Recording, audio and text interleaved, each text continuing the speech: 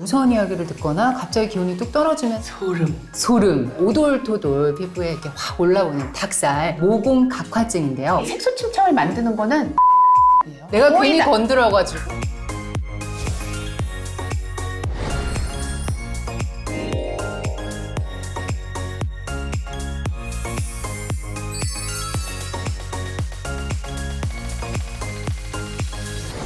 안녕하세요. 예뻐지는 굿라이프 박소연입니다. 네, 안녕하세요. 피부과 전문의 김현진입니다. 네, 선생님. 무서운 이야기 혹시 좋아하시나요? 저 무서운 거 싫어하는데요.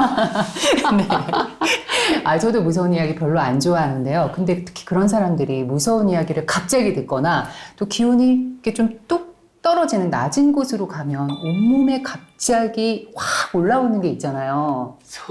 소름. 네, 소름과 함께 닭살이 올라오는데요.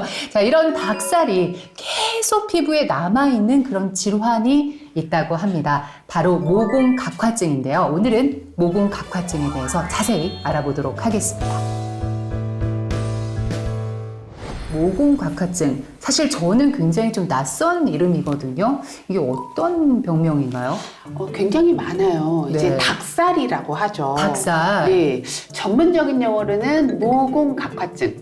모공에 각질전이 차는 거예요. 각질전이. 네, 각질이 이렇게 동그랗게 쌓여 있는 거예요. 구멍마다. 그게 다 각질인 거예요, 그러면? 그래서 그게 이제 도돌도돌하게 보이는 네네. 닭살처럼 보인다 해서 오. 모공각화증 닭살이라고 하는 거죠. 네. 이 모공각화증은 주로 뭐 얼굴에 많이 나타나요? 아니면 어디 심지어 다른 부위에 나타나는 부위가 있나요, 따로? 되게 많이 나타나는 부위가요. 네. 여기 팔.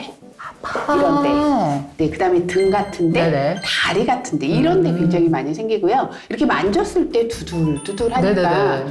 기분이 좀 안 좋다. 이거 어떻게 치료 안 오. 되냐 물어보시는 분들 많죠. 그렇죠. 아니, 우리가 아까도 얘기했지만 뭔가 무서운 이야기를 듣거나 갑자기 기온이 뚝 떨어지면 사실 이렇게 팔 같은데 이렇게 소름이 돋으면서 닭살이 오돌오돌 올라오기는 하잖아요. 갑자기 확 추워질 때도. 확 추워질 때. 그럼 그때 일어나는 그 닭살의 원인과 실제로 모공각화증으로 일어나는 닭살, 이게 뭐 원인이 같은 건가요? 다른 건가요? 같은 거는 아니겠죠. 네. 왜냐하면 닭살은 계속 지속이 된단 말이에요. 그런데 그렇죠. 네. 소름이 끼치거나 추웠을 때는 닭살처럼 확 올라왔다가 금방 가라앉죠. 그렇죠. 네. 그거는 이제 우리가 신경 전달 물질이나 이렇게 신경에 의해서 이제 털이 꼿꼿하게 쓰는 거예요. 네. 그랬다가 이제 금방 풀어지는 거고. 일시적으로 일어나는 그렇죠. 현상. 이거는 정말 모공 구멍마다 각질 마개가 팍 네. 생기는 거죠.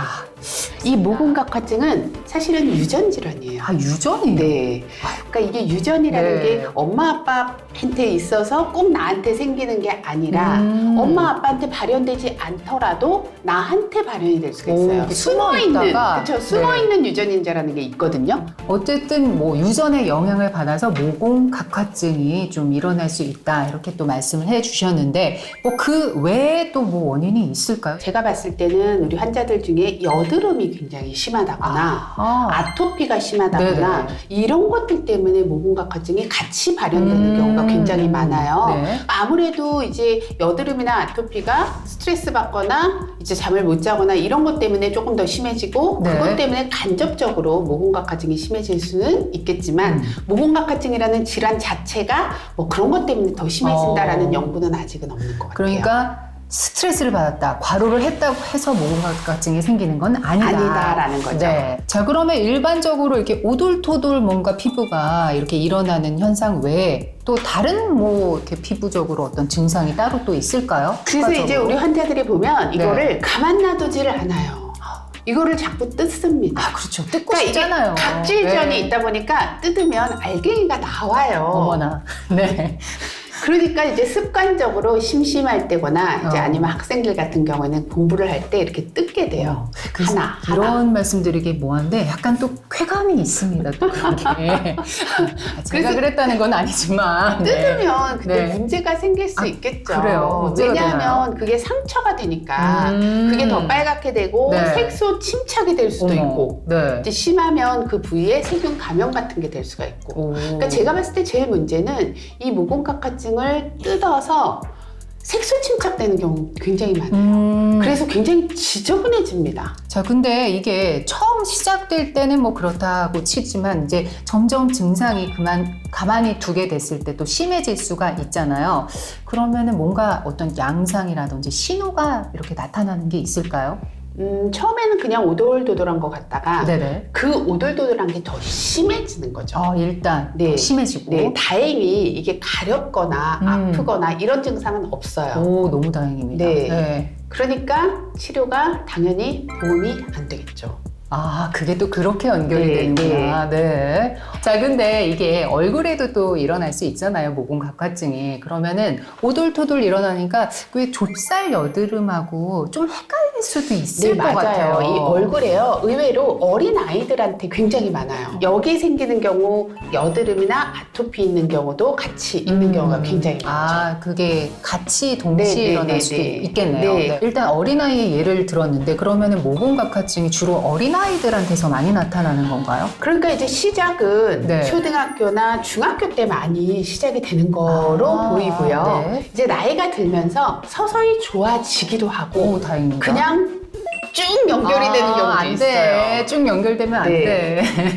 아니, 그러면은 성인이 돼서 갑자기 모공각화증이 또 생길 수도 있어요. 생길 수도 있죠. 그러니까 이게 발병이 되는 시기는 사람마다 굉장히 다르거든요. 그래요? 네. 그래서 모공각화증이라 그래서 꼭 어렸을 때만 생기는 건 아니고요. 성인이 돼서 없어지기도 하고 성인이 돼서 새로 시작이 되는 사람들도 있으니까 여길 만졌는데 약간 우둘두둘하다 싶으면 네. 잘 좀 모공각화증을 의심을 해보는 것도 중요하겠죠. 자, 그러면은 일단 이제 치료 이야기를 좀 본격적으로 해봐야 될 것 네네네. 같은데요.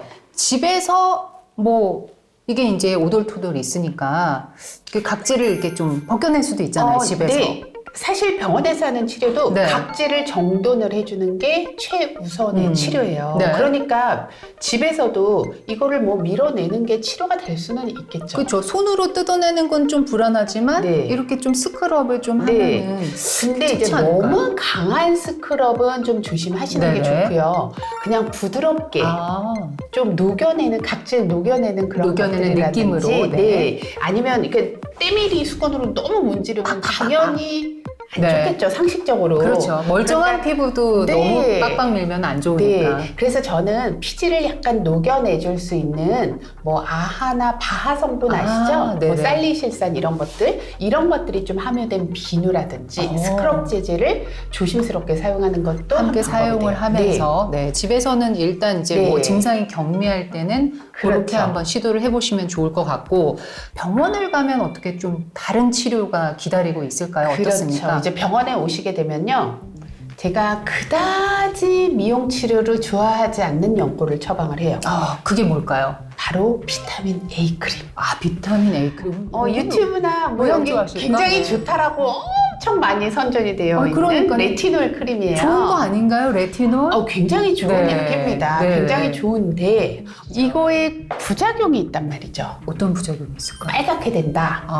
그 다음에 굉장히 건조해집니다. 그럼 상당히 생각보다 좀 강한 제품이네요. 그쵸. 네. 이제 농도는 있어요. 이게 네. 0.025부터 시작해가지고 이제 단계별로 있는데 이게 굉장히 효과는 좋아요.